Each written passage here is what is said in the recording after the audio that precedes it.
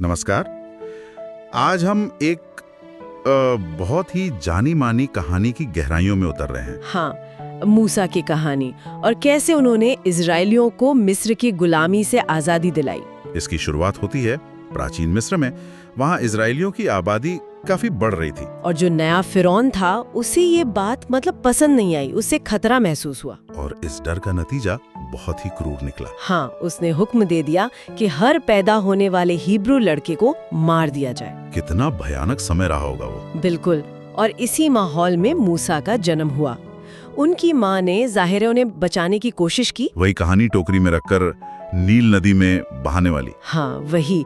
और फिर उन्हें फिरौन की बेटी ने देख लिया, पानी से निकाला और उन्हें गोद ले लिया और नाम दिया मूसा, जिसका मतलब भी है पानी से निकाला गया। सही कहा। और हमारी ये आज की चर्चा मूसा मिस्र से मुक्ति की गाथा के कुछ अंशों पर आधारित है।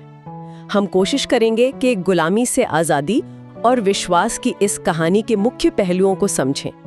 तो मूसा की परवरिश हुई मिस्र के राजमहल में, एक राजकुमार की तरह।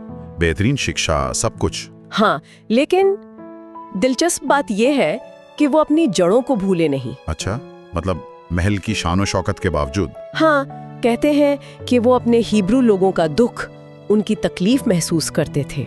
और फिर वो घटना हुई। हाँ, जब उन्होंने एक मिस्री को एक हिब्रू पर जुल्म करते देखा और गुस्से में उन्होंने उस मिस्री को मार डाला। ओह, इसका नतीजा क्या हुआ?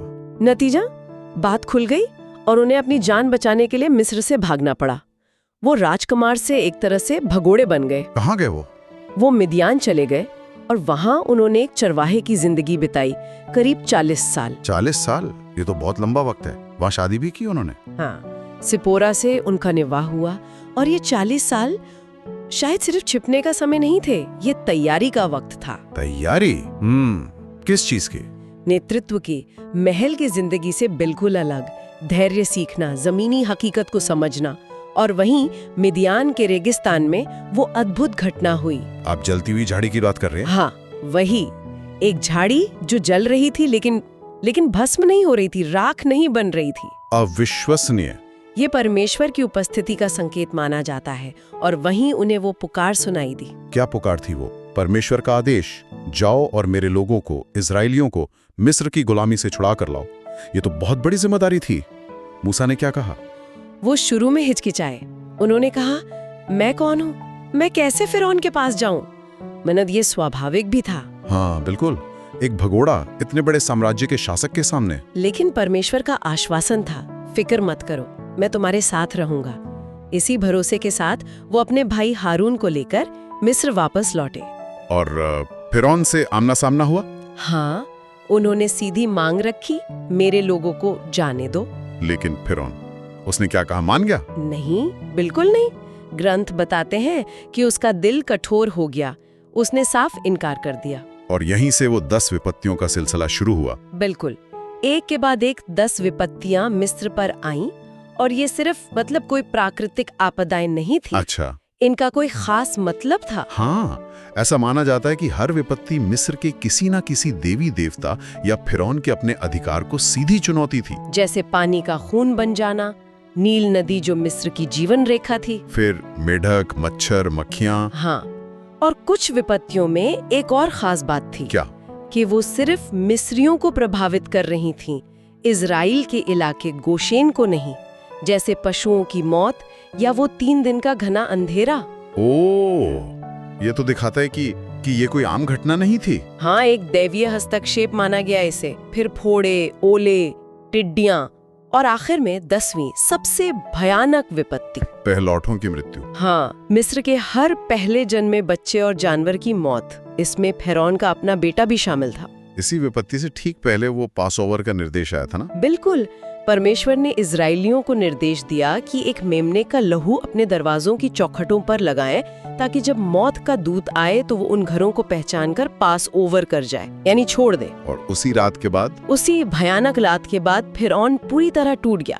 उसने इजरायलियों को बुलाया और कहा, जाओ, यहाँ से चले जाओ, तुम भी और तुम्हारा परमेश्वर भी। और इस तरह 400 साल की गुलामी खत्म हुई। हाँ, वो निकल पड़े। लेकिन कहानी यहीं खत्म नहीं हुई। फिर क्या हुआ? फिरौन ने फिर पीछा किया। हाँ, बहुत जल्द उसका मन बदल गया। उसे अपनी भूल का एहसास हुआ मतलब इतने सारे गुलाम खो देने का, तो वो अपनी सेना लेकर उनके पीछे भागा। और इजरायली कहाँ थे तब? वो लाल समुद्र के किनारे पहुंच चुके थे। अब सोचिए, आगे विशाल समुद्र और पीछे फिरौन की पूरी सेना। वो फंस गए थे। बड़ी विकट स्थिति थी तब। तब मूसा ने प्रार्थना की और वो चमत्कार हुआ जिसके बारे में सबने सुना है। समुद्र का 2 हिस्सों में बंट जाना। हाँ, समुद्र 2 भागों में बंट गया और बीच में सूखी जमीन निकल आई। लाखों इजरायली उस रास्ते से चलकर पार हो गए। और मिस्री सेना? जब उन्होंने पीछा करने की कोशिश की तो पानी वापस मिल गया और पूरी सेना उसी समुद्र में डूब गई। ये तो विश्वास की जीत थी। बिल्कुल, लेकिन इसके बाद भी मंजिल आसान नहीं थी। अब शुरू हुई 40 साल की लंबी कठिन रेगिस्तानी यात्रा। 40 साल जंगल में वहाँ क्या हुआ? बहुत कुछ हुआ। मुश्किलें आईं, लोगों ने शिकायतें भी की, खाने पीने की कमी हुई, लेकिन परमेश्वर ने उनका साथ नहीं छोड़ा। खाने का इंतजाम कैसे हुआ? वो मन्ना वाली बात? हाँ, उन्हें रोज सुबह मन्ना नाम का एक तरह का अलौकिक भोजन मिलता था और पानी भी मुहैया कराया गया। और इसी यात्रा के दौरान वो 10 आज्ञाएं भी मिली। सही कहा।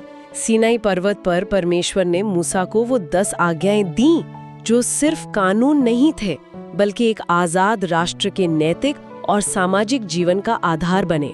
इतने संघर्ष के बाद क्या मूसा खुद उस देश में पहुंच पाए जिसका वादा किया गया था? नहीं, ये कहानी का एक दुखद पहलू भी है। उन्होंने उस प्रतिज्ञा की हुई भूमि को दूर से देखा जरूर, पर उसमें प्रवेश नहीं कर पाए। नहीं, ईश्वरीय निर्देश के अनुसार वो उसमें प्रवेश नहीं कर पाए। उनकी मृत्यु मोआब देश में हुई, उस भूमि में प्रवेश करने से ठीक पहले। और कहते हैं परमेश्वर ने स्वयं उन्हें दफनाया। लेकिन उनकी विरासत? उनकी विरासत अद्वितीय है। बाइबल कहती है मूसा जैसा कोई भविष्यवक्ता फिर इजराइल में नहीं उठा।